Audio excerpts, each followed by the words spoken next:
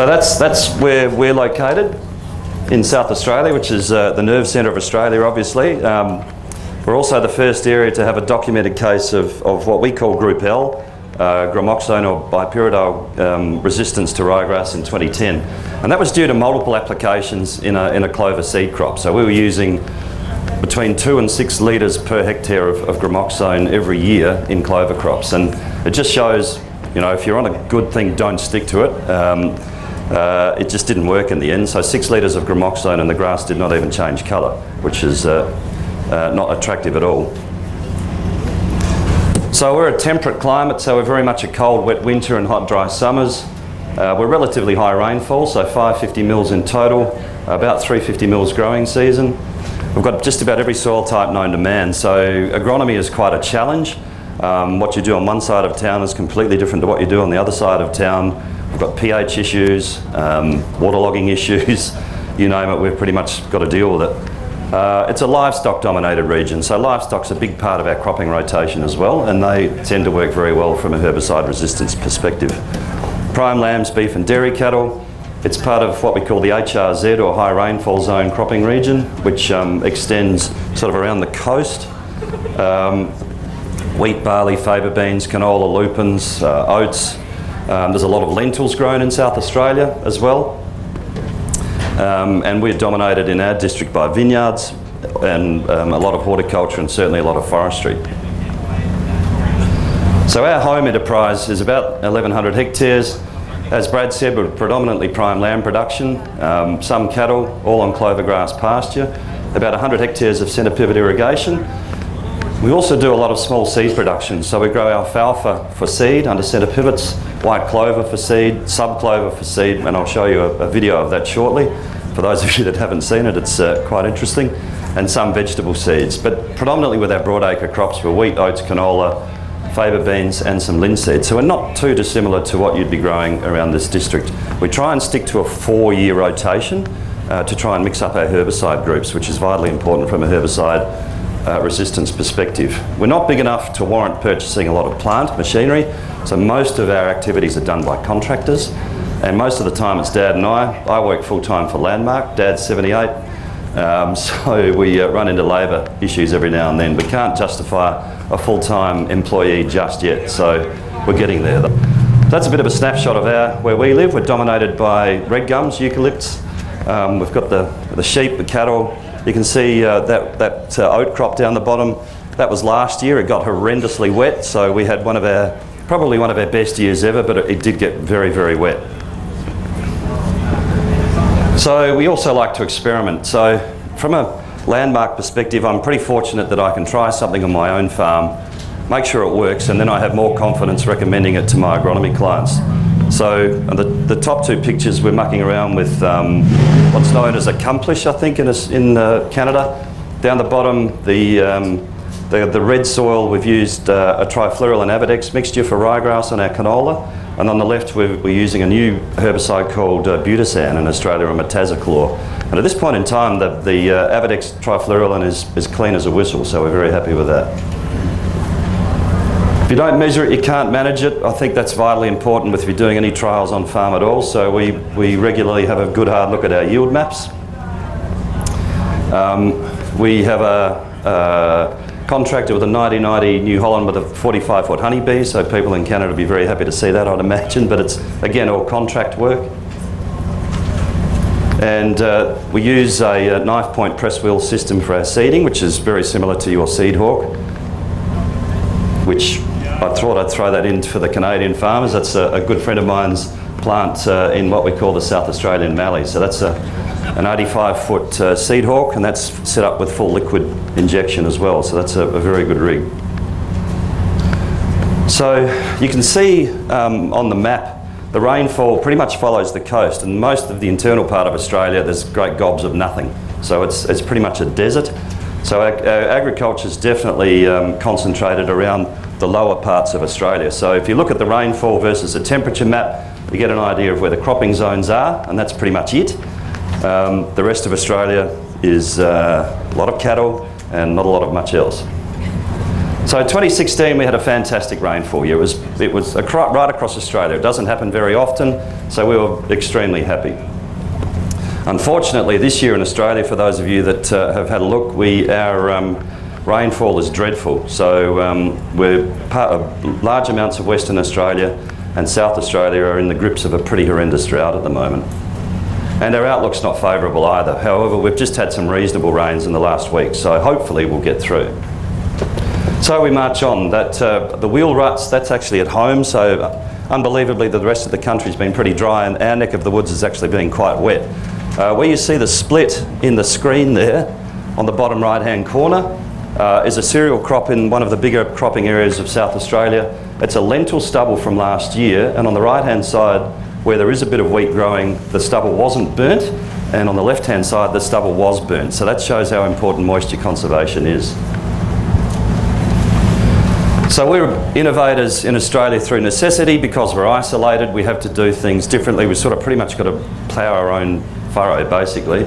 That picture shows a 214-foot wide air seeder up at Moree, developed by the Zell family, and there's two 550 horsepower tracked John Deeres in the front. They developed that whole system themselves purely to get around labour issues. They just can't get people to drive seeders. So bigger, you only need one person covering 214 feet. So yeah, that works incredibly well. Unfortunately, we're also very good at developing herbicide resistance. So the situation in Australia today, that's our list of resistant grasses, and the groups they are resistant to, so it's obviously quite extensive. Same with broadleaf weeds, you name it, we've pretty much dealt with it. And one of our biggest issues is ryegrass. So it's metabolic and target site resistance. There is cross resistance, so the pollen blows out into a field that's never been exposed to a group 1 herbicide before, and all of a sudden that's resistant. So trifluralin, initially the usage was very high across most, if not all, of the crops in the rotation. We increased our rates as resistance increased. Obviously we've gone to knife points and press wheels, so we can push the rates up even higher because the chemical's thrown out of the seeding row into the mid-row. We started using Avidex about early 2000s because we were looking for a different mode of action other than trifluralin to try and control our ryegrass. So one of the biggest messages that I can impart to you today is, from a pre-emergent perspective, try and get at least 2 modes of action, and quite often we're using 3 to try and get different activities on the grasses that you're trying to control.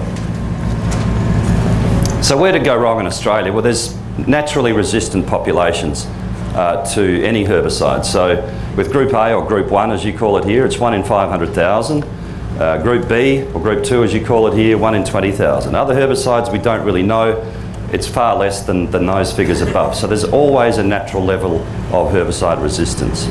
So selection pressure, how often does a herbicide is used and its effectiveness, pre-ems versus post-ems. We try and not use any grass herbicides or post-em herbicides in cereals at all. We concentrate on the broadleaf crops to try and reduce that selection pressure. There's an increased diversity of pre-em chemistry, should reduce selection pressure. Again, we mix them up. We've had a huge overuse of the Group 1s and Group 2s, and it's caused us no end of problems, which we're now trying to address. So rotation of herbicides is a must, and again, if you can use multiple modes of action in one hit with your pre-emergence, you are far better off.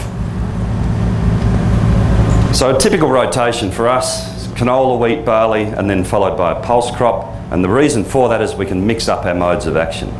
So we can use a different mode of action in every crop to try and hit our problem weeds with a different product altogether.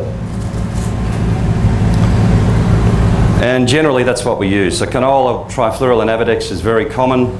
Triazines, which I don't think you have in, I don't think you have triazine tolerant canola in Canada. We certainly, in South Australia, we don't have Roundup Ready. We don't have GM canola at all. In the other states, they do, Western Australia, Victoria, and New South Wales.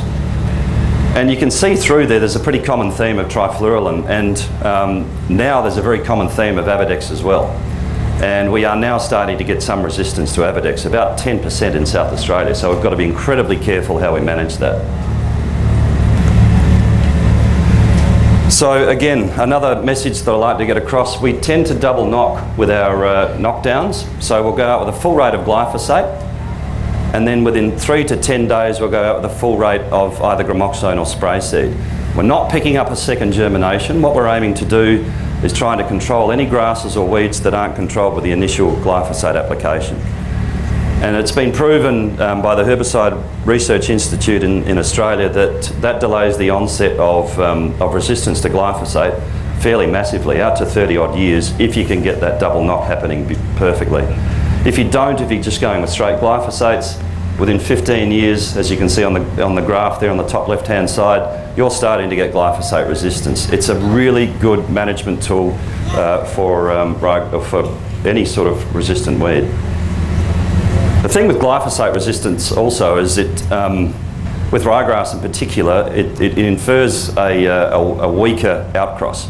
So if you can use 3 years of non-glyphosate control, you'll revert back to being able to use glyphosate with ryegrass. How that is for other grasses, I'm not really sure. So with pre-emergence, most important, I can't stress this enough, we're using at least 2 modes of action, and more often than not we're using 3. And if you can do that, as the graph shows, you are going to greatly extend the useful use of your pre-emergent herbicides. So it's not up there as part of that study there, but certainly Avadex is a very large part of what we do with our resistance strategies in Australia. So understanding how the pre-emergents work, their modes of action, is also very important in terms of in dry conditions or wet conditions as to which product you use, because some are more mobile than others, so having that extent of knowledge is incredibly important. Just from a ryegrass perspective, in terms of how, when you apply these products is vitally important. With trifluralin, the product works on the emerging roots. With Avadex, it works on the coleoptile, or the emerging shoot.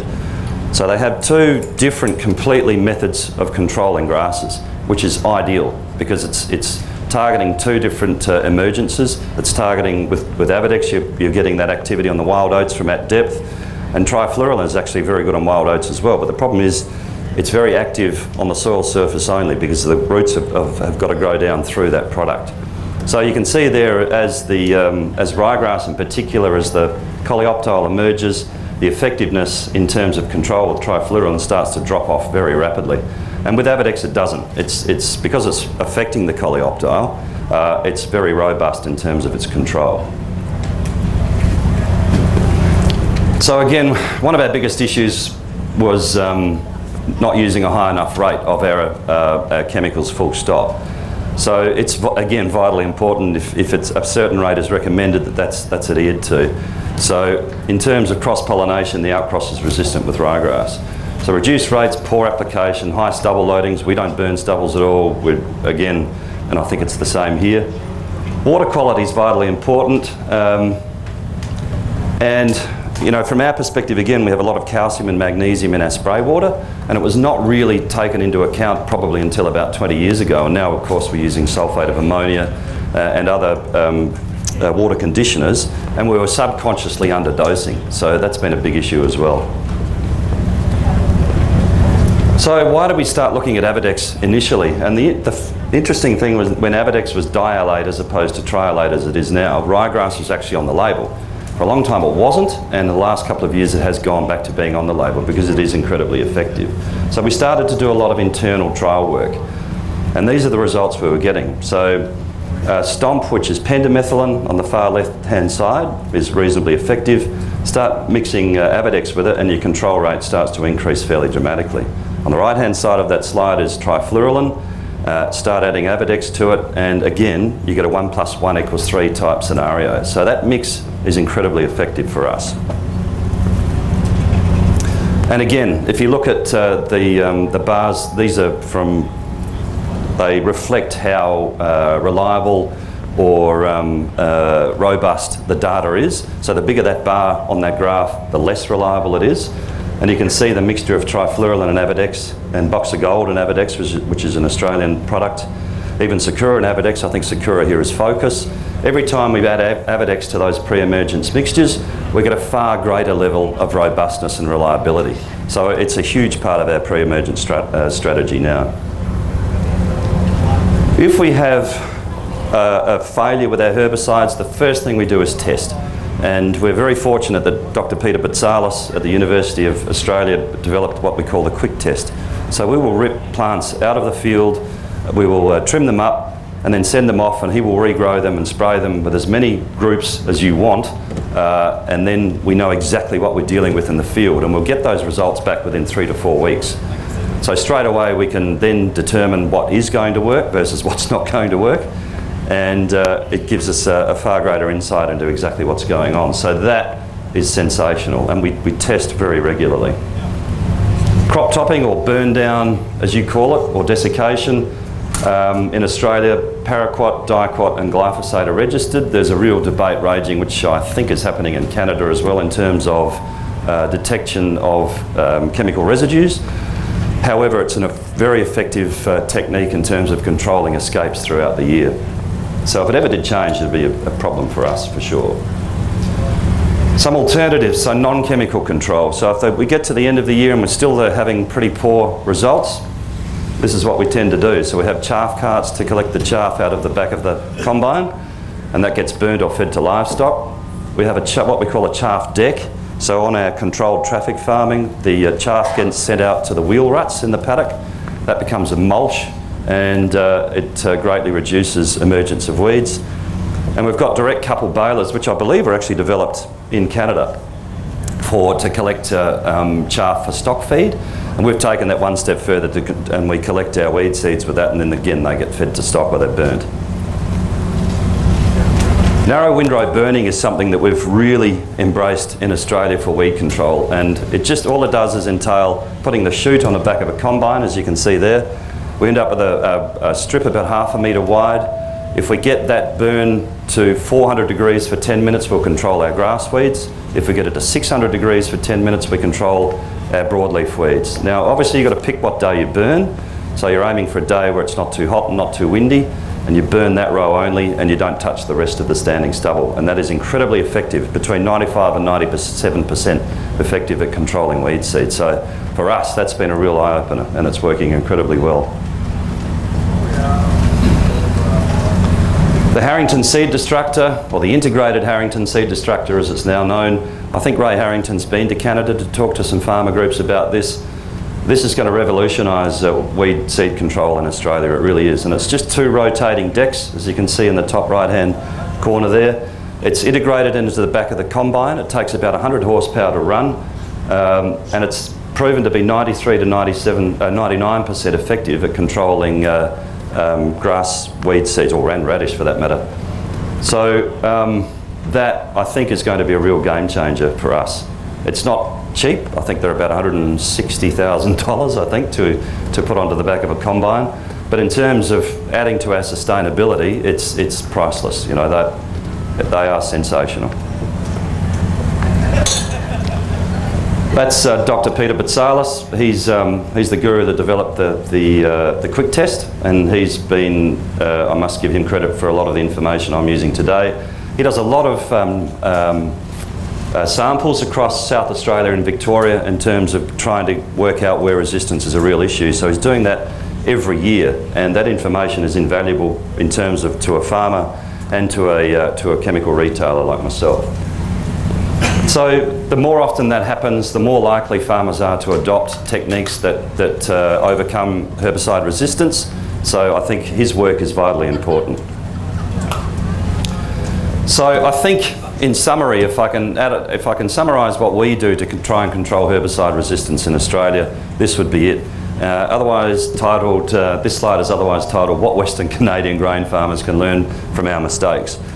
So we try not to let any weeds escape at all. If they escape the knockdown, we tackle them with a pre-emergent. If they escape the pre-emergent, then we'll tackle them with the appropriate post-emergent spray. We will crop top, and then we will narrow windrow burn or run them through a Harrington Seed Destructor. Every single crop on my property gets a double knock, because we've got a very bad history of herbicide usage on the property that I live on that we've only owned for the last couple of years. I want to make sure that our farm is sustainable going on to the next generation. So if I've got to spend a bit more money in the short term to get good control, then I'm happy to do so. We use Avidex strategically as part of our rotation, and believe you me, it's been a revelation for us. It's been fantastic. Vitally important that you mix your pre-emergent groups, and I can't emphasise that enough. The trifluoronabadex brew for us has been fantastic. If you can add a third mode of action, even better still. So rotate the chemicals, but also mix them in terms of multiple modes of action for your pre-emergence. We don't try to use the same chemistry over and over again. We test for resistance. We use the right water conditioners. We minimise our post-emergent applications. We minimise our selection pressure, and we utilise non-chemical crop options. So if you fail to plan, you plan to fail, as they say. Alice came to a fork in the road and saw a Cheshire cat in a tree. Which road do I take? She asked. His response was a question. Where do you want to go? I don't know, Alice answered. Then said the cat, it doesn't matter. You've got to have a plan. You've got to be able to go forward with a set plan on how you're going to tackle these issues and stick to it. And that works very well for us. Thank you very much. Thanks for your time. And thanks very much to Gowan for the opportunity to speak.